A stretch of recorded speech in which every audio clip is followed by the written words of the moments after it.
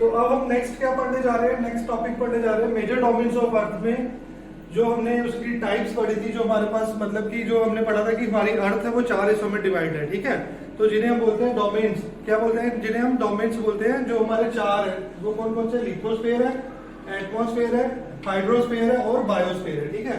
तो हमने पिछली वीडियो में या पिछले लेक्चर में हमने क्या पढ़ा था, लिथोस्फीयर के बारे में पढ़ा था, जिसमें हमने कॉन्टिनेंट और ओशियन बेसिन के बारे में पढ़ा था। तो हमारे कॉन्टिनेंट कितने हैं, 7 है, और हमारे ओशियंस कितने हैं, जो 3 मेन ओशियंस है, ठीक है। और उसके बाद अब हम नेक्स्ट पढ़ने जा रहे हैं एटमॉस्फेयर के बारे में, जो सेकंड डोमेन्स ऑफ अर्थ है उसका क्या नाम है, एटमॉस्फेयर, ठीक है। जो किससे रिलेट करता है, एयर से रिलेट करता है। किससे रिलेट करता है कि जितनी भी एयर हमारी यूनिवर्स में है, जो पूरी टोटल जो एयर हमारे पास अवेलेबल है, ये उस पर डिपेंड करता है। तो इसमें मैं आपको समझाता हूँ कि जैसे हमारी जो हमारे पास जो हमारी अर्थ है, एक पाई चार्ट की हेल्प से, तो इस पे क्या है कि जो नाइट्रोजन है और अलग अलग जो गैसेस हैं उनके बारे में मैं आपको बताता हूं। जैसे हमारे पास ये है ऑक्सीजन, कार्बन डाइऑक्साइड,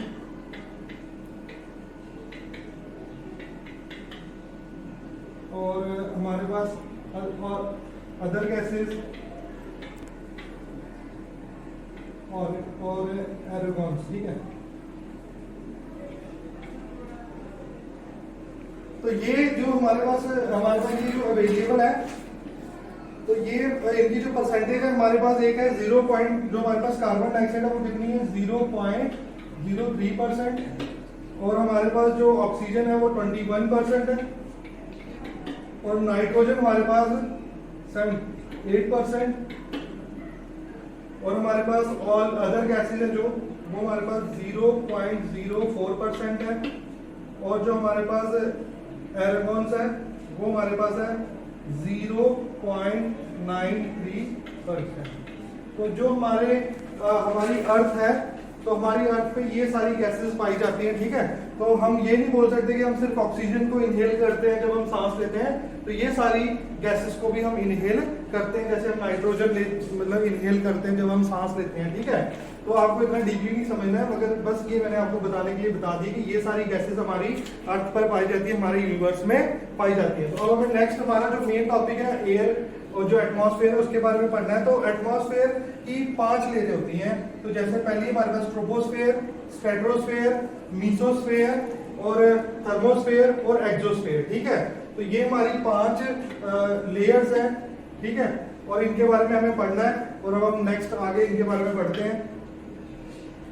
जैसे हम इसे क्या कहते हैं, स्ट्रक्चर ऑफ एटमॉस्फेयर। तो जो हमारा एटमॉस्फेयर है उसका एक स्ट्रक्चर है, उसमें 5 तरह की लेयर्स पाई जाती हैं। किसकी, एयर की। किसकी लेयर पाई जाती है, एयर्स की। तो पहली लेयर कौन सी पाई जाती है, ट्रोपोस्फेयर, दूसरी स्ट्रेटोस्फेयर, तीसरी मीसोस्फेयर, फिर चौथी थर्मोस्फेयर और 5वीं एक्सोस्फेयर, ठीक है। तो ये जो हमारी पहली लेयर है, this layer is important layer of atmosphere. तो ये जो एक इंपॉर्टेंट लेयर है एटमॉस्फेयर की, और it's average height is 13 kilometre. तो जो हमारी अर्थ से लेके, जैसे हमारी ये अर्थ है और अर्थ से अबाउ 13 किलोमीटर तक, ठीक है, 13 यहाँ तक, अर्थ से अबाउ 13 किलोमीटर तक यहाँ से स्टार्ट करेंगे और यहाँ तक हमारे पास जो 13 किलोमीटर तक है वो कौन सी लेयर है, ट्रोपोस्फेयर है, ठीक है। उसके बाद द एयर वी ब्रीथ, जो हम हवा, जो जिस एयर में हम सांस लेते हैं, जिस एरिया में हम सांस लेते हैं, जिस उसे हम क्या कहते हैं, स्ट्रेटोस्फेयर कहते हैं। और जितनी भी हमारी ये जो हमारा फॉग होती है, हमारे क्लाइमेट होते हैं, वेदर होते हैं, उनका जो मतलब कि पूरा फेनोमेना होता है वो कहाँ पे होता है, ट्रोपोस्फेयर में होता है। नेक्स्ट हमारे पास है stratosphere. This is the above layer of troposphere. तो ये जो लेयर है ये नेक्स्ट टू ट्रोपोस्फेयर होती है।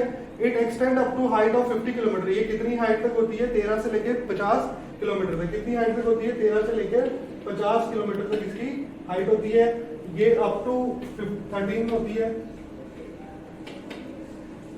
और ये हमारी 13 से लेकर 50 किलोमीटर तक होती है। This layer is almost free from cloud. और ये जो एयर होती है, ये हमारा जो स्ट्रेटोस्फेयर है, यहाँ पे कोई क्लाउड नहीं पाए जाते, ठीक है।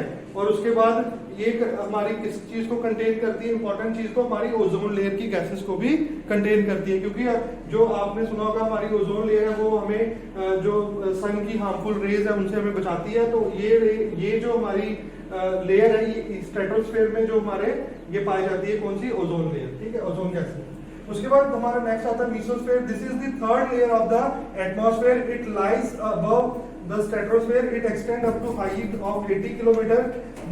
Meteors burn in this layer on entering the space. तो ये जो हमारी मेसोस्फेयर है, ये मेसोस्फेयर हमारी थर्ड लेयर है हमारे एटमॉस्फेयर की, और ये लाई कहाँ पे करती है, ये हमारी 50 किलोमीटर से लेके और 80 किलोमीटर तक जो भी हमारा वो डिस्टेंस है उसको कवर करती है।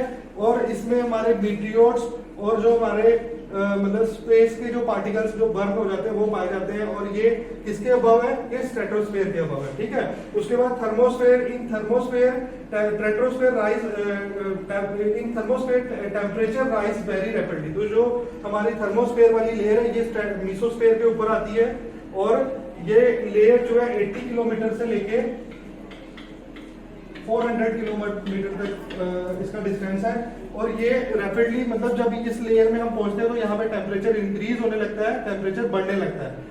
और इसी में आइनोस्फेयर जो एक लेयर है वो भी पाई जाती है, और ये जो एक्सटेंड करती है 80 किलोमीटर से 400 किलोमीटर तक। तो जो लास्ट हमारे पास है फिफ्थ है वो exosphere. The upper most layer of the atmosphere is the layer has very thin air, light gases like helium and hydrogen float into the space from here। तो इन्होंने कहा कि ये जो हमारी एक्सोस्फेयर जो हमारी लास्ट लेयर है, जो स्ट्रक्चर ऑफ एटमॉस्फेयर की जो लास्ट लेयर है, जो एयर की लास्ट लेयर है, ये बहुत थिन होती है, बहुत पतली होती है, और इसमें बड़ी सारी लाइट गैसेस होती हैं जैसे हीलियम, हाइड्रोजन, ये सब गैसेस में फ्लोट करती हैं। तो ये हमारा था स्ट्रक्चर ऑफ एटमॉस्फेयर। जो हमारा एटमॉस्फेयर है उसकी जो वो हमारा एटमॉस्फेयर कितनी जो स्ट्रक्चर में डिवाइड है, तो वो 5 में डिवाइडेड है, जैसे ट्रोपोस्फेयर, स्ट्रेटोस्फेयर, मेसोस्फेयर, थर्मोस्फेयर और एक्सोस्फेयर। तो जैसा हमने पढ़ा कि जो हमारी अर्थ से लेके 13 किलोमीटर तक कौन सी लेयर होती है, ट्रोपोस्फेयर होती है, और 13 से लेके 50 किलोमीटर तक स्ट्रेटोस्फेयर होती है, और 50 से 80 किलोमीटर तक मेसोस्फेयर होती है,